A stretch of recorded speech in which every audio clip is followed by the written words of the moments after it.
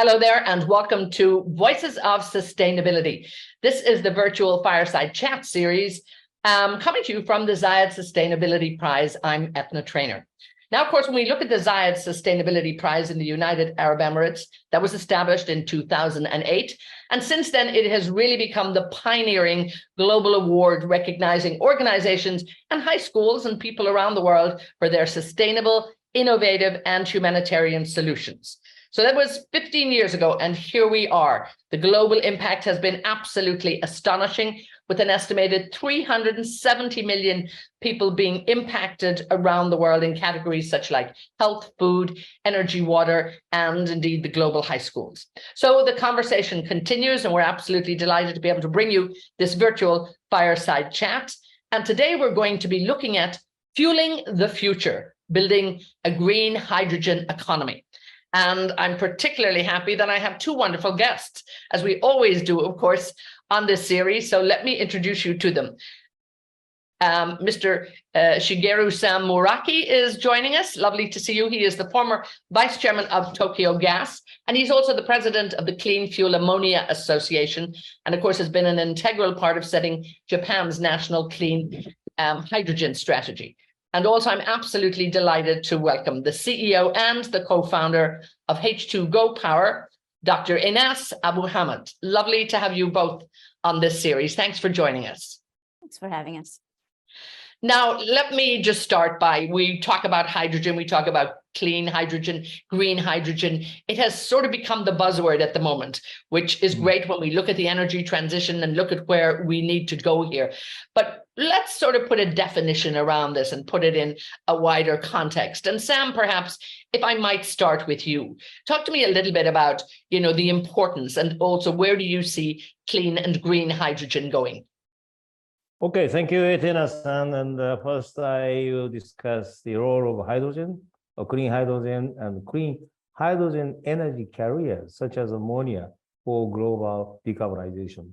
Of course, renewable energy sources are most important.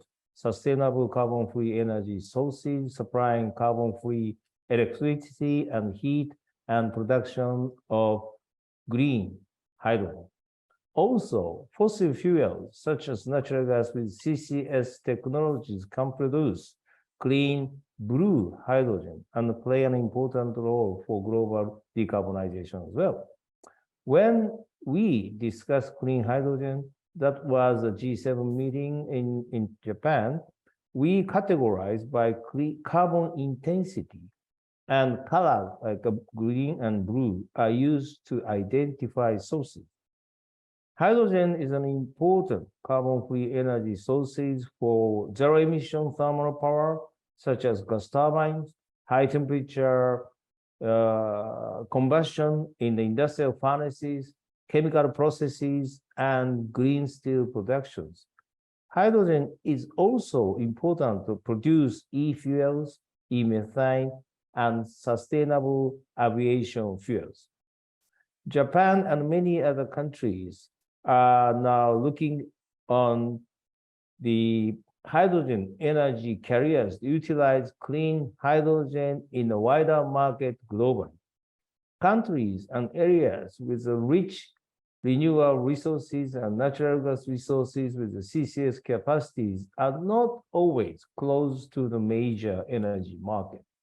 To transport hydrogen for long distance over the ocean by ships, such as from UAE to Japan, liquid hydrogen energy carriers such as ammonia, liquid hydrogen, methanol, and organic hydride need to be developed. Among those hydrogen energy carriers, ammonia is the most viable option due to the cost and mature technology. In addition, ammonia can be combusted directly in the various energy systems such as coal boilers, gas turbines, industrial furnaces, and marine diesel engines. Japan's hydrogen strategy toward carbon neutrality by 2050 shows hydrogen demand in 2030, 3 million tons, 2040, 12 million tons, and 2050, 20 million tons. and the majority of those hydrogen demand will be imported by hydrogen energy carriers, and ammonia will be the main source. Clean ammonia, both blue and green, are considered as a front runner in hydrogen energy carriers, and not only Japan, but Korea, Germany, and Netherlands are planning to import clean ammonia, and supply chain of clean ammonia will be started around 2027 in 3 to 5 years. Initial market of the clean ammonia in Japan and Korea is mixed combustion in a coal power plant, and market will be expanded to gas turbines in the power generation market. Key global market of the clean ammonia is maritime fuel, and the majority of the fuels of the deep sea shippings, such as bulk carriers and containers, will be switched to the clean ammonia. Germany and Netherlands are targeting the import green ammonia, and ammonia will be cracked to hydrogen, and hydrogen will be supplied into the energy market. Japan and Korea also planning to install ammonia cracking systems, and part of the imported ammonia will be supplied by pipeline through the pipeline, hydrogen by pipeline. Renewable energy sources are essential for the decarbonization. However, cost of the green and hydrogen ammonia are currently high due to the high cost of the renewables, and particularly electrolyzers. Yes. Sam, let me, if you could, let me just, if I can hold it there, because I want to talk about cost, and I want to talk about investment, and I want to talk who's going to pay for all of that. So if you can hold that thought there, I want to bring Enass in here. And Enass, when you're talking to people around the world, and we're looking at green ammonia, we're looking at green hydrogen, clean ammonia, hydrogen, you know, what are you being asked, and where do you frame this in terms of the future of, and the definition, I suppose, of green hydrogen?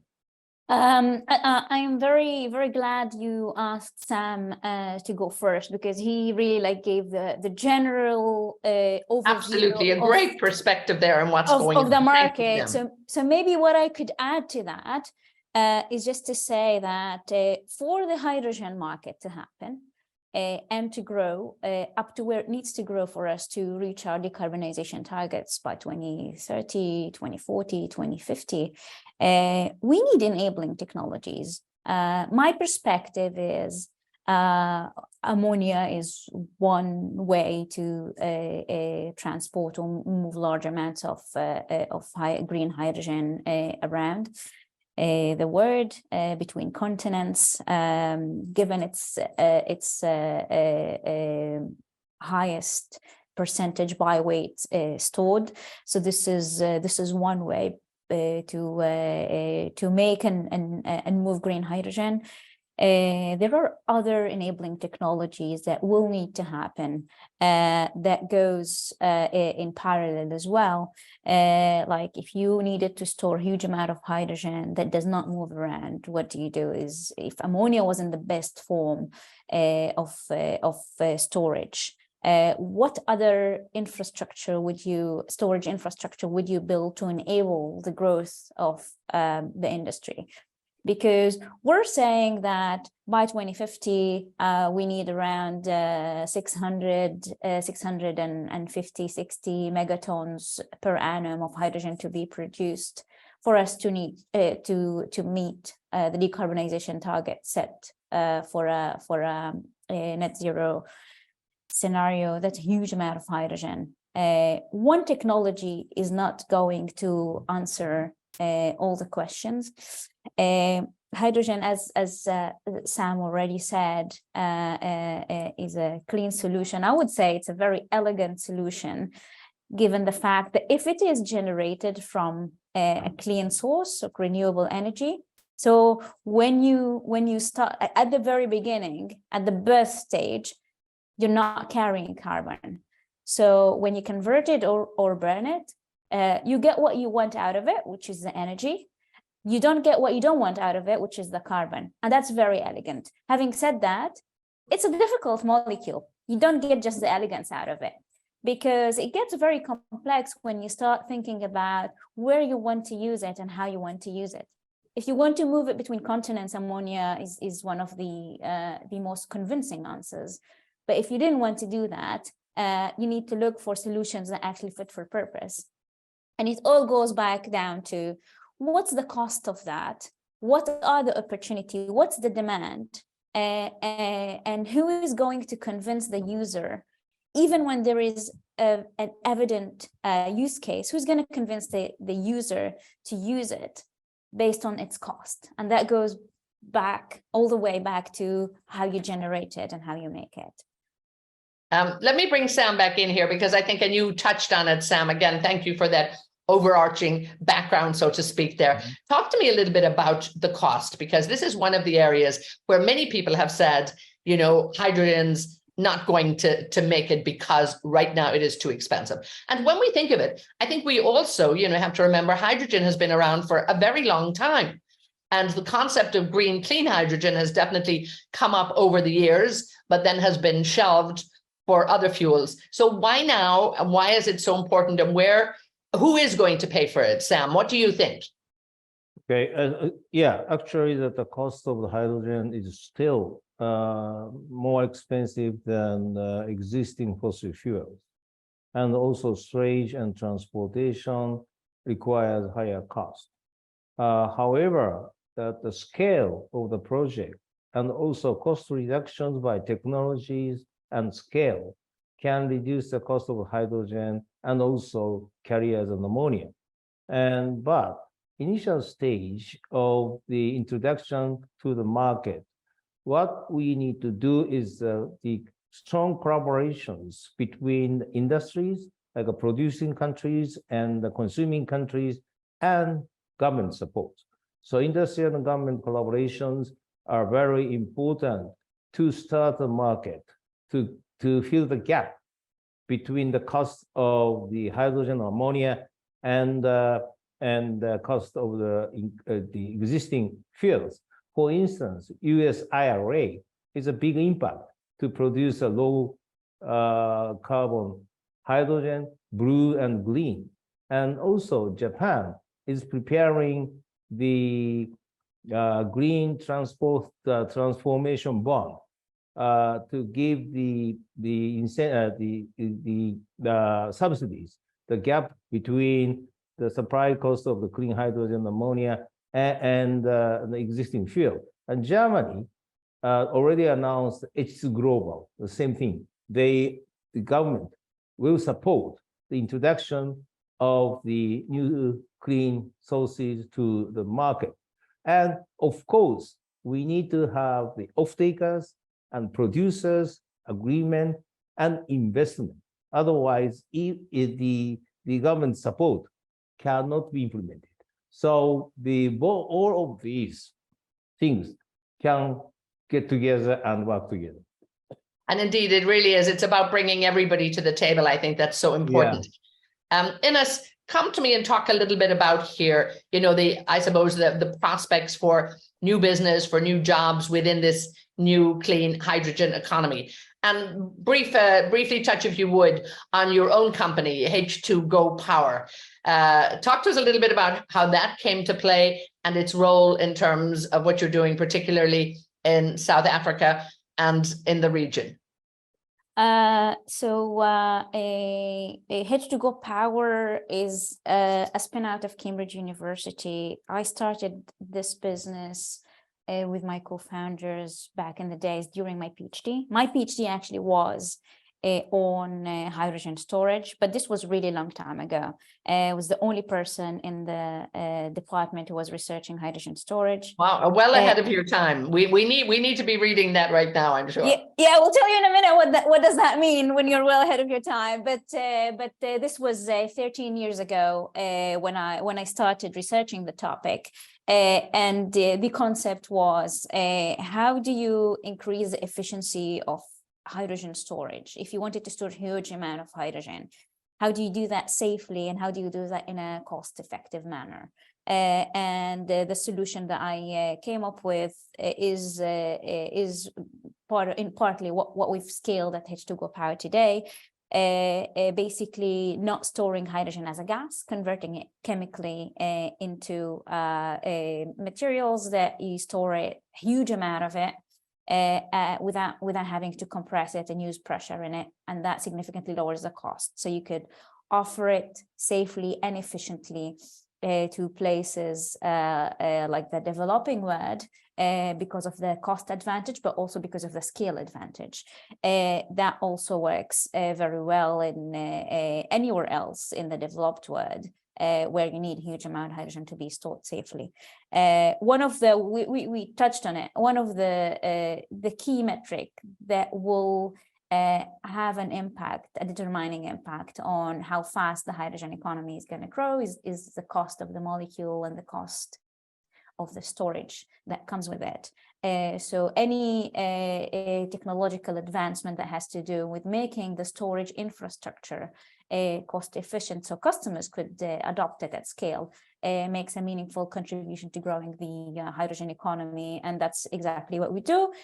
We also do that by developing and using AI software that lets you manage or predict how the hydrogen molecule, where it's going to be birthed at, what's the cost of that, and basically map out its journey throughout the value chain up until the point that you are selling it to a user that wants to buy it at a certain price. And again, that concept of the user who wants to buy it, I think that's an area too, whereby maybe people are a little bit hesitant, particularly the private sector, coming on board, putting in those millions, billions of investment because they don't have the offtake, and that has to be. How do you get everybody around the table to make sure that the policy is there and actually that there's somebody to buy this? It's about demand creation, and I think not everybody is convinced it's there yet. I'm happy to have stay with that. Yeah, please. No, Enass. Yeah. So I don't think there is lack of use cases or industrial applications where hydrogen is already being used today. I think the problem with seeing off-takers commit to a large amount of hydrogen offtake is the price of the molecule. And that has to do not with demand, that has to do with supply, actually. Where are the paths that contribute to generating the cheapest molecule? If we identify them, the off-takers will come. And I think at the moment today, because the economy is at a stage of creation, the cost is higher than alternatives, and that's why alternatives that are carbon emitting are favored by the same off-takers. It's not lack of demand, it's the cost of a molecule, and progress to be made on that will be just by making sure that the supply chain is brought together in a way where the unit economics drops to a place where the off-taker is gonna accept that price. One of the things that we do with our AI platform is basically look at designing projects that can achieve that before they are operational in the ground, to help convincing the off-taker at a design stage to envision a project where it makes sense to invest in it, because the outcome, which is the price of the molecule that they want to buy at the price that they want to buy, can be guaranteed. Yes, indeed. Yeah. Sam, come in and talk to us a little bit too. There's so much going on in Japan, and with your great history in the power sector in Japan and looking at the evolution, what's the Japanese government doing right now in terms of, investing in this? And again, following on from what Enass said there, who's going to be the off-taker? Is the demand being created? And, where are we going to go for the future on this?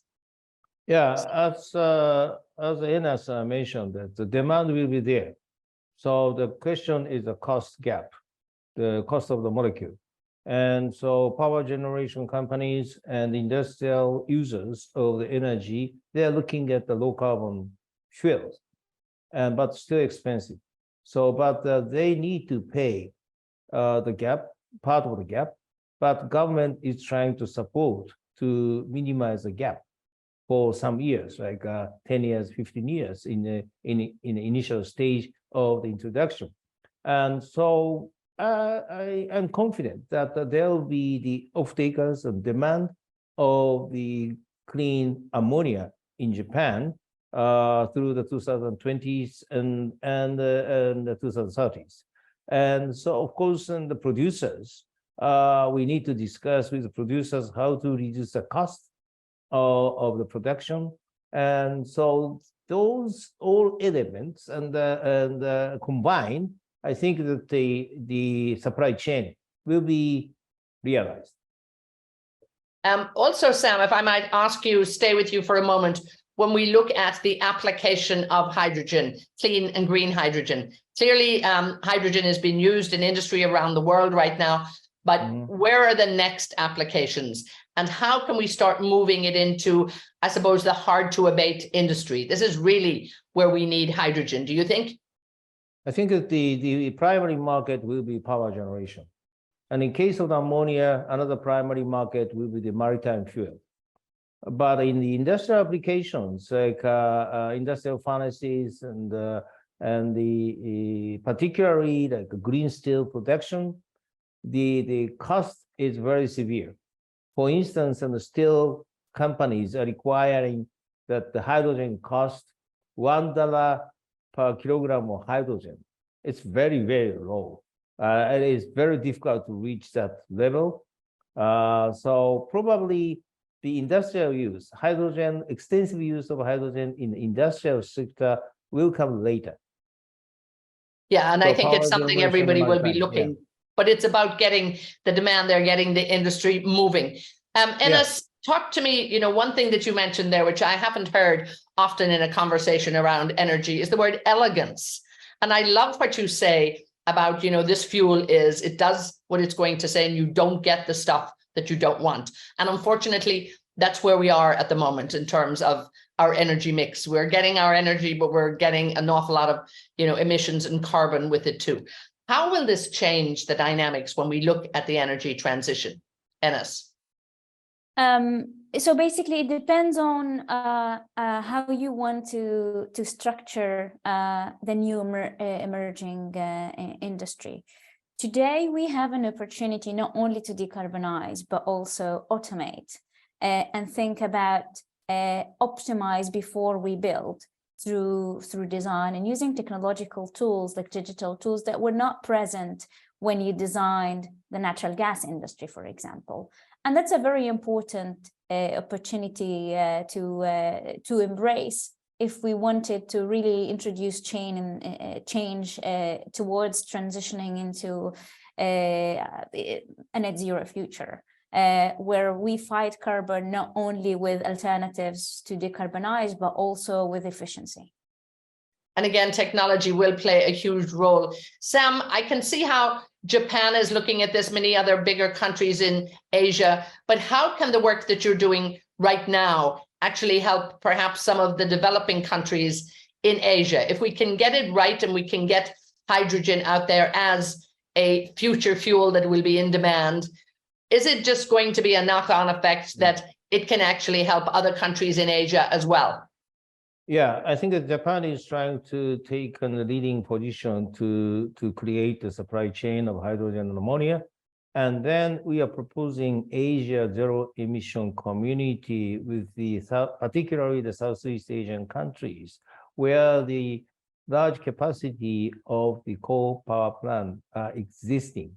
So how to reduce the carbon dioxide emissions without sacrificing the economy too much. So what we are suggesting to use an ammonia in coal-fired power plant, and for some years, and then after some years they finish the coal power plant, they switch to the gas turbine, still using ammonia infrastructure to the zero emission. So it's a transition with the economy and cost of the supply of the clean fuel. So that is what we are trying to, and we will transfer our technologies to them. Actually, and feasibility studies are going on with the Malaysia, Indonesia, Thailand, Taiwan, and India. the ammonia utilization in the coal power plant. So it's important, I think, too, that yes, when we have the regional cooperation, it will be very important. And ultimately, Yep. we're going to have global cooperation on this. That's And right. let's come back to Africa, if I may have a look at that. Many of the countries in Africa at the moment are saying, you know, that we cannot be part of the move towards that green, clean future right away. We will get there, but right now, you know, we need to use our gas that we have in the ground. We still need to use our fossil fuel. Talk to me a little bit about the inspiration that you had for your company, particularly its relation to Soweto, to South Africa at the time. And Enass, what can we do in Africa to hopefully maybe help them change their mind? Thank you for asking this question. I really love going back to the start, and as you mentioned, maybe I can tell the story very quickly. I did start the business out of research that I was doing at Cambridge University, and I was going around giving talks and thought that I was excited until I got to a camp in Soweto and realized that people actually don't have the switch. And that made me really rethink about any talk that I've given before that point, because I thought that what's the point in lecturing people about new technologies if you can't introduce technologies that people can use? And in some places, can use mean like, what's the affordability? What's the price of the solution? And you don't necessarily need to understand the technical depth behind the technology to be able to use it.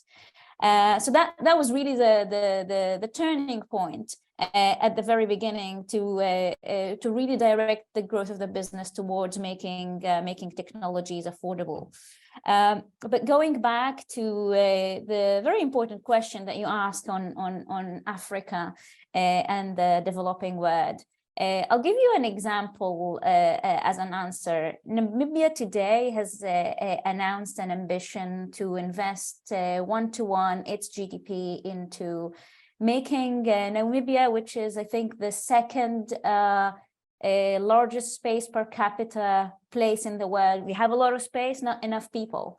And then they said, why don't we take all of that space, the sun, and these are our advantages that they have, and turn basically that into our advantage by becoming an ammonia exporter, building a hub where we can export ammonia to the rest of the world.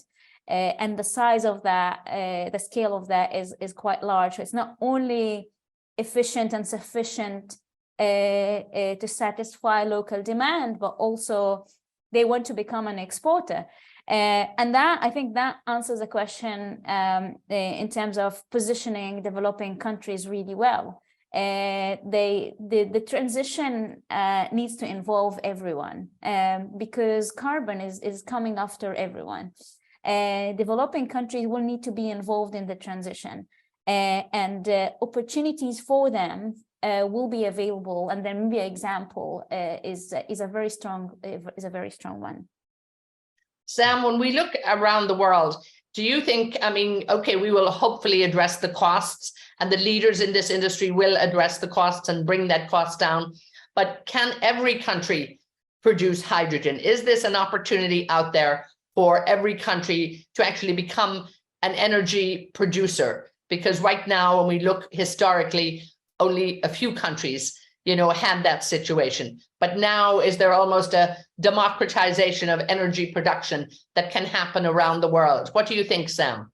I think that comparing with the fossil fuels, as more countries can produce hydrogen, renewable energy sources, not only the fossil fuels. For instance, Chile, and that is the one of the potential supply of the green hydrogen. And so there will be the diverse source of the hydrogen sources, but still, look at Japan and Korea, some of the major consumers do not have the ability to produce the low cost hydrogen in their countries. So they need to import. So that is the total the picture of the world. The countries producing hydrogen from the green and blue and export, use them internally and export. And many countries will import the hydrogen and ammonia. And because of the diversified sources, we can expect that the security of the supply, can be developed in this hydrogen supply chain. So of course, and the cost is very important, how to reduce the cost in a short period of time. That is not only the industry and government, but technology as well. So Sam, just answer me this then. Do you think you're definitely optimistic about the future of hydrogen, without a doubt, but do you think that clean and green hydrogen will actually be the future of energy for all? No, not necessarily, because we can still utilize renewable energies directly, and also probably the nuclear power plant, like small modular reactors, will be one of the sources of the clean fuel and clean electricity.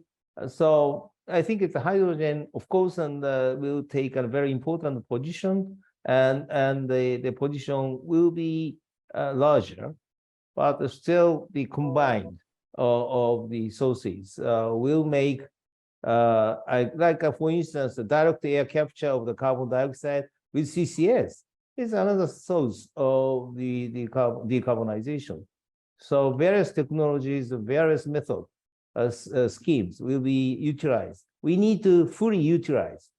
And it's a very exciting, dynamic time, Enass, and with entrepreneurs like yourself, I'm sure, you're very excited about what's happening with this energy transition. But if I may also ask you that similar question, I mean, where do you see, clean hydrogen, clean and green ammonia and hydrogen in terms of an energy source for everybody? I have maybe a different opinion. I do think that it can be energy for all.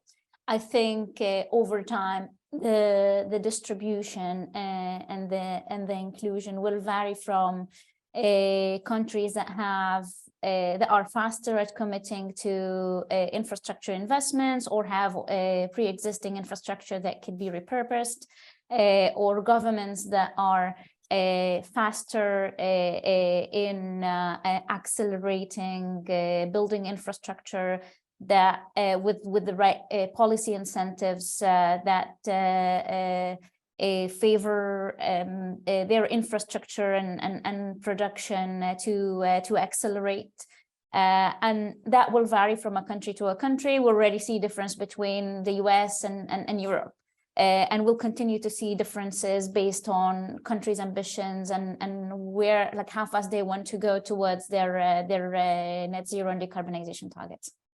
Now, before we wrap it up, Sam, let me come back to you. And we are here in the United Arab Emirates at the moment, where we're doing this conversation. So tell me, just when we look at, this is the year of sustainability here, and in fact, we're looking towards COP28. There's so much going on here. It's the big focus. So Sam, tell me, how would you describe the future of sustainability? How optimistic are you, and where do you see it right now? Just a couple of words on that, Sam, and I'll come back to you, Enass, in a minute.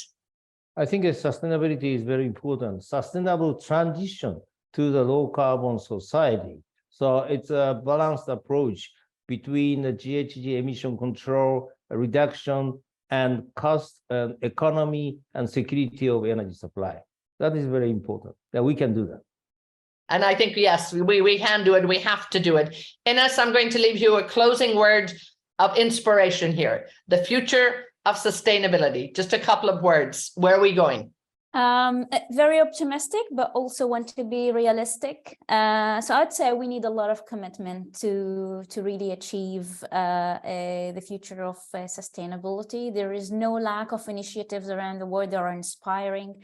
They do give signals that we are moving in the right direction, but I guess the momentum will be determined by how much commitment we'll put behind our optimism. And there it is, that cautious optimism. I think the opportunities and the optimism that will come together as we look towards the energy transition and we look towards a cleaner and greener future with hydrogen, definitely, I think without a doubt, as part of the energy mix. I want to thank you both so much. Thank you, Sam. It was great to have you on board here. Sam, Shigeru, Muraki, thank you so much. And Enass, Abo-Hamed, thanks to you as well. It's been great to have you both to listen to your expertise and your great insight and your contribution.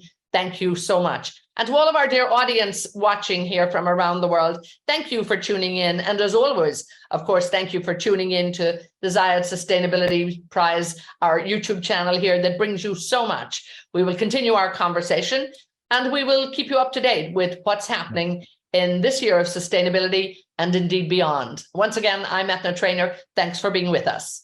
Thank you very much, Eithne and Enass. My great pleasure. Thank you for having me.